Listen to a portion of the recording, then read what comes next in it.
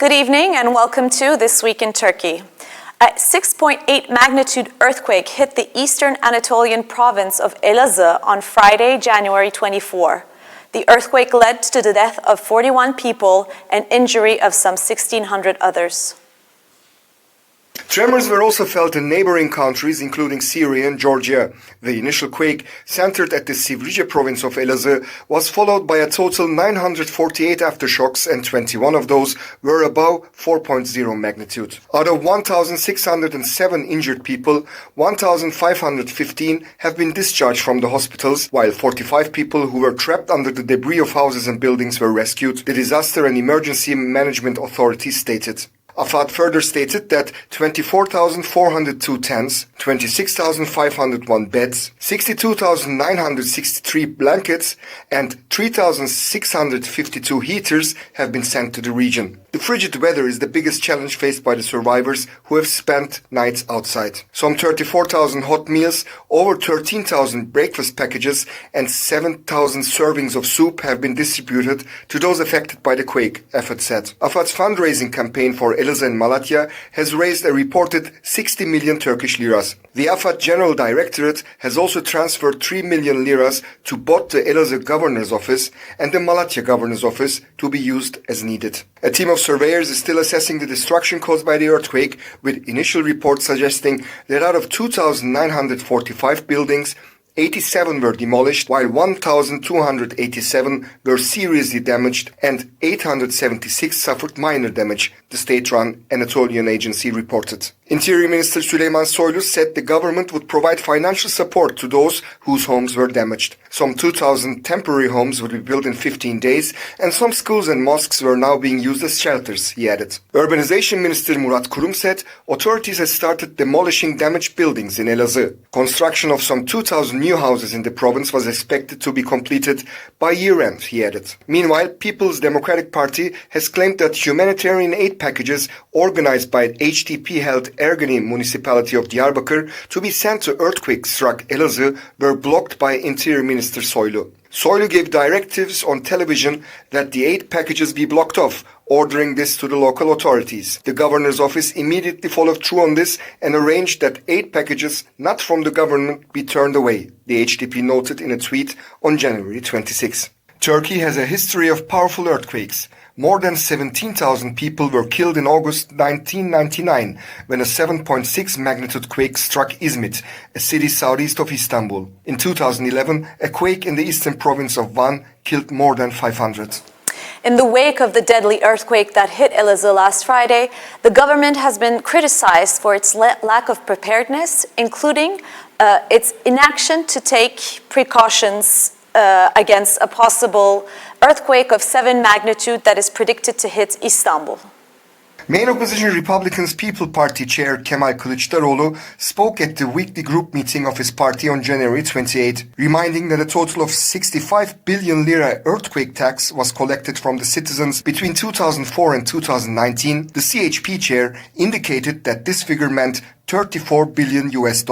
People paid this tax to heal the wounds of the earthquake and to make their cities earthquake resistant, Kılıçdaroğlu further underlined, and added that the citizens bear the brunt of this tax to prevent losses of life and property in case of an earthquake. Reminding the audience that the parliamentary inquiry regarding the precautions to be taken against earthquakes was rejected 3 months ago by the MPs of the Justice and Development Party and Nationalist Movement Party, Kılıçdaroğlu said, the sins of the ones who lost their lives in the earthquake fall upon their shoulders. Kılıçdaroğlu further added, everyone who has a conscience should ask themselves these questions. For what have you spent the $34 billion earthquake tax that you collected from this nation? Social media was shaken after the head of the Turkish Red Crescent, Kerem Kınık, urged people to make donations for people affected by the Elazığ earthquake. Thousands of people responded to a hashtag asking, where did the earthquake tax go? On January 30, deputies from the AKP and its ally MHP, who hold the majority with 329 of the 589 seats in parliament, have voted against a motion submitted by the CHP and HDP, calling on parliament to set up commissions to investigate earthquakes. While CHP's motion foresaw the establishment of a commission of investigation on the repair and reinforcement works to be undertaken in buildings against earthquakes, HDP proposed to set up a commission to take the necessary precautions before, during and after earthquakes. Meanwhile, 50 people will come under investigation for social media posts about the 6.8 magnitude January 24 earthquake, the Ankara office of the chief public prosecutor said today. Creating worry, fear and panic among the public and insulting the Turkish people, the Republic of Turkey and public institutions are the charges against said individuals. Renowned actress Berna Laçin and actor Şevket Çoruh are also under investigation. Laçin tweeted a series of statements about how Turkish news outlets said the quake was a magnitude 6.5 when it was really a 6.8. The famous actress claimed that this was an effort to avoid tax exemptions that are mandated for survivors of earthquakes above magnitude 6.5. In response to criticism on social media, President Recep Tayyip Erdogan said, "Can you stop earthquakes? There are messages that agitate people on social media. These are abominable, immoral. For example, saying, 'What has this government done for earthquakes for 20 years? Can you stop earthquakes?' It is impossible for anyone to do this anywhere in the world," he told reporters at Istanbul's Atatürk Airport prior to his visit to Algeria. Turkey's Health Minister Fahrettin Koca has said that there are no known cases of coronavirus in Turkey. In the wake of the deadly viral outbreak which first spread from Wuhan, the capital of central China's Hubei province, Turkey has also begun scanning passengers traveling from China with thermal cameras at airports. Speaking at a news conference, Fahrettin Koca confirmed that the cameras were installed at all airports. No suspected cases have yet been encountered, Koca said. Koca further said that no signs of coronavirus were found in the suspected cases in the central Anatolian province of Aksaray, the western province of Izmir and Istanbul, saying that the test results of 9 people in Aksaray were negative. Koca noted the group returned to China after being discharged from the hospital. When asked about the process of Turkey evacuating its citizens from Wuhan, Koca said that those willing to return to their countries are not infected. Turkey sent a cargo plane to China's Wuhan to evacuate 49 people, including 34 Turkish citizens. The evacuation process is being carried out with the Turkish Armed Forces, Foreign and Health Ministries. Those brought to Turkey will be kept under surveillance for 14 days. The Istanbul 30th Heavy Penal Court has ruled on the continuation of the arrest of businessman, philanthropist, and human rights activist Osman Kavala, who has been in jail for over 800 days. During the 5th hearing held on January 28, the lawyers of Kavala demanded recusal over the court's decision not to abide by the European Court of Human Rights call for Kavala's release. The court board rejected this request, prompting the attorneys to leave in protest. Applauding in support of the lawyers, the audience was also ordered out of the court hall. The lawyers also criticized the court for taking the testimony of Murat Papuç, a witness in the case, without the presence of defense lawyers. By hearing witness Murat Papuç, you violated the law of criminal procedure in no less than 7 different aspects, Osman Kavala''s lawyer Köksal Bayraktar said. Another lawyer, Emel Ataktürk Sevimli, criticized the fact that Papuç was not questioned by defense lawyers. Your panel's witness hearing procedures are in breach of the law on criminal procedure and the European Convention on Human Rights. We have not been allowed to question the witness, she said. Following a recess that saw all the lawyers and the audience leave the courtroom, Kavala was asked whether he was given the witness statement. "I won't answer this question because the witness account was received in an unlawful manner," he said. Main opposition Republican People's Party deputy Sezgin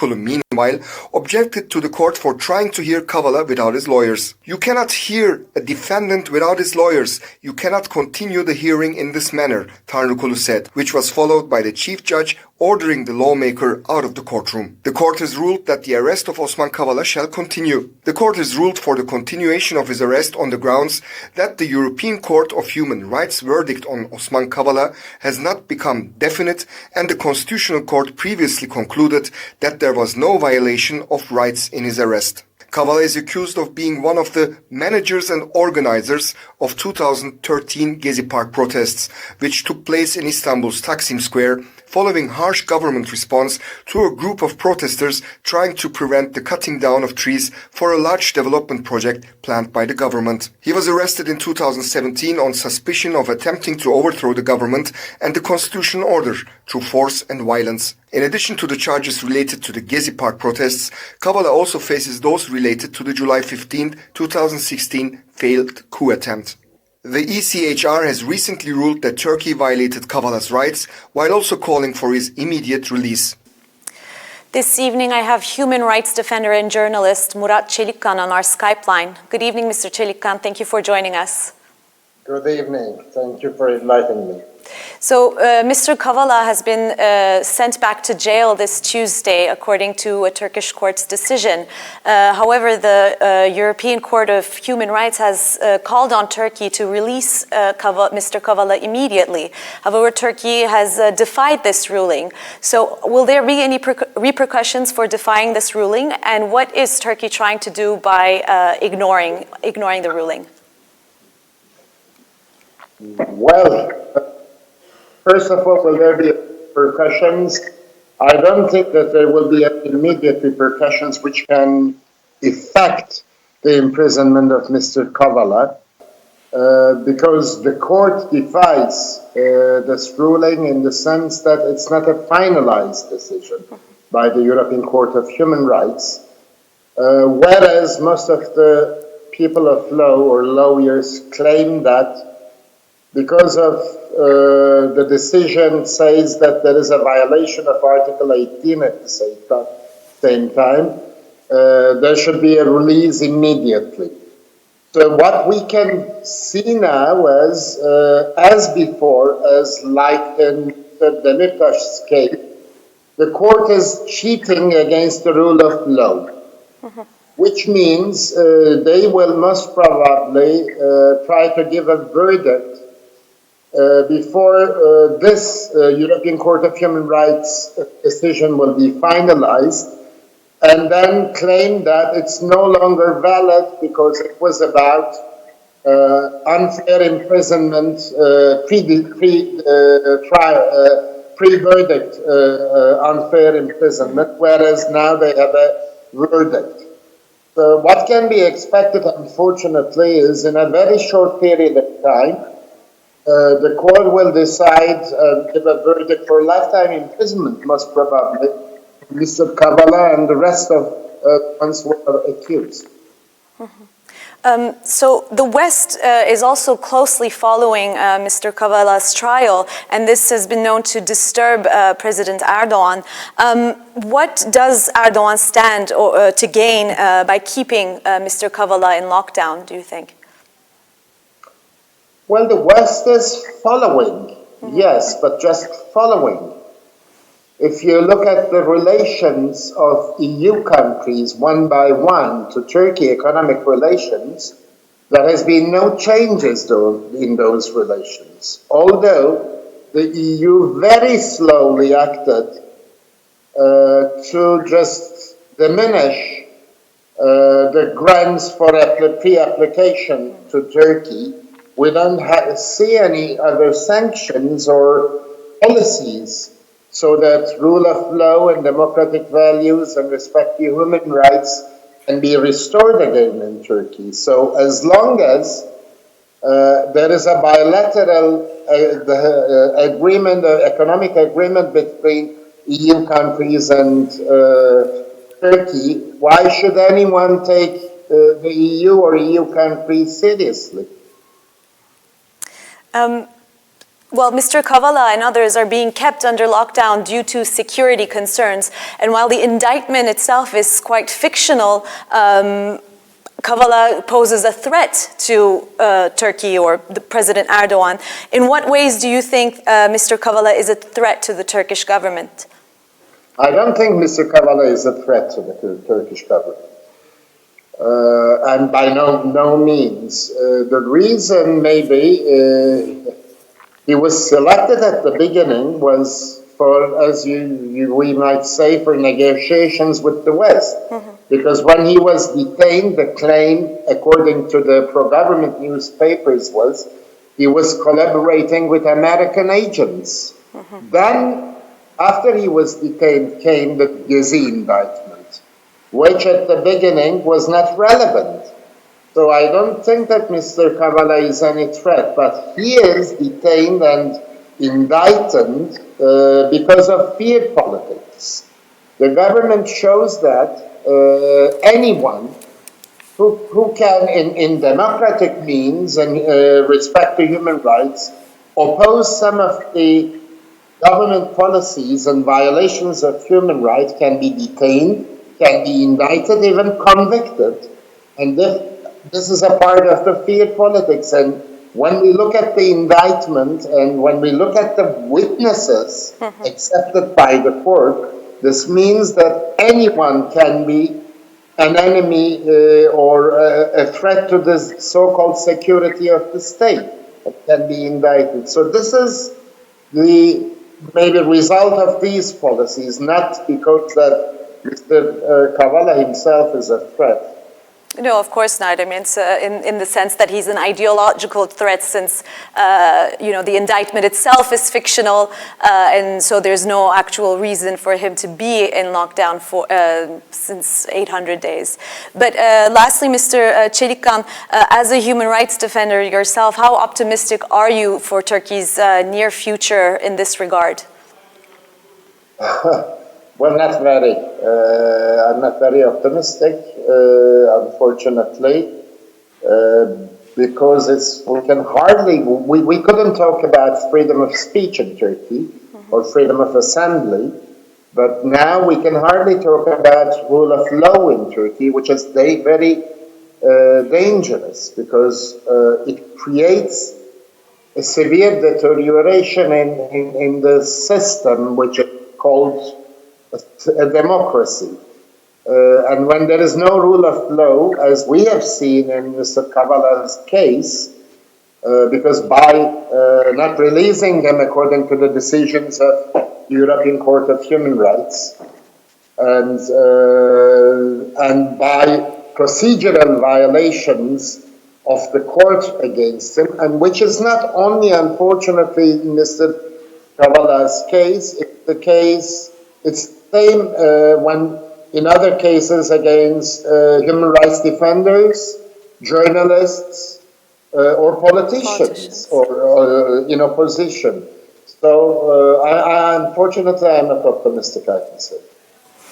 Well, thank you, Mr. Çelikkan, for joining us this evening and for your time. Thank you for having me. Turkey and France have engaged in a war of words over President Macron's claims that Turkey's ships accompanying Syrian mercenaries arrived on Libyan territories in recent days.